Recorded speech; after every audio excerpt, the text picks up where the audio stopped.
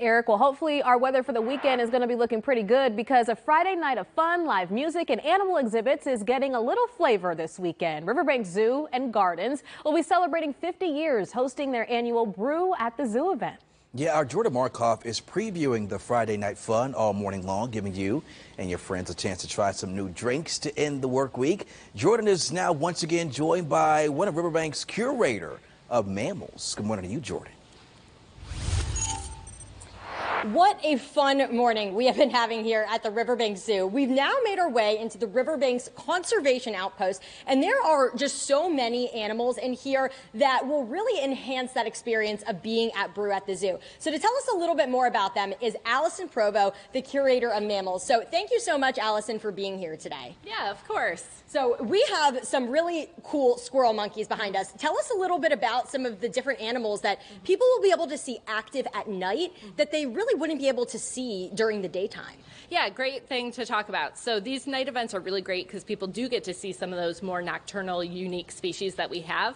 During the day, they're sleeping, which is what they should be doing, but to people, that's a little bit boring, and you don't get to see them doing some of these cool behaviors.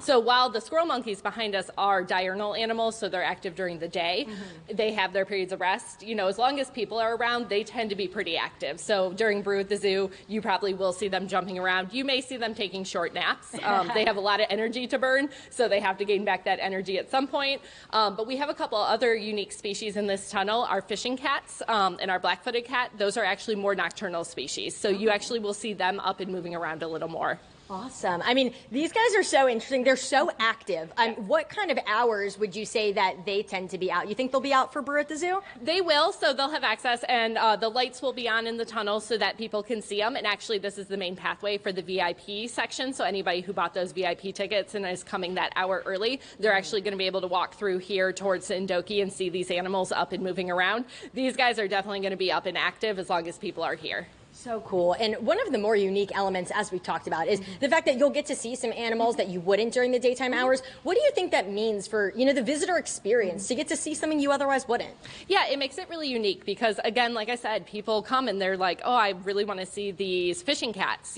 I've read about them. They're really unique. They're endangered. So it's one of those things where being able to actually see them up and doing things hits a little differently. So even though we have them at all times and they're doing what they should be doing naturally, for people to actually see them moving around, that always just kind of hits a little differently where people can connect with them a little more. I can totally see it. I mean, it's really unique to see them up close. They become friends, it almost seems like. Some of them pair up. They look like they're like little humans with their 5 fingers, too. It's so cool to see. Yeah.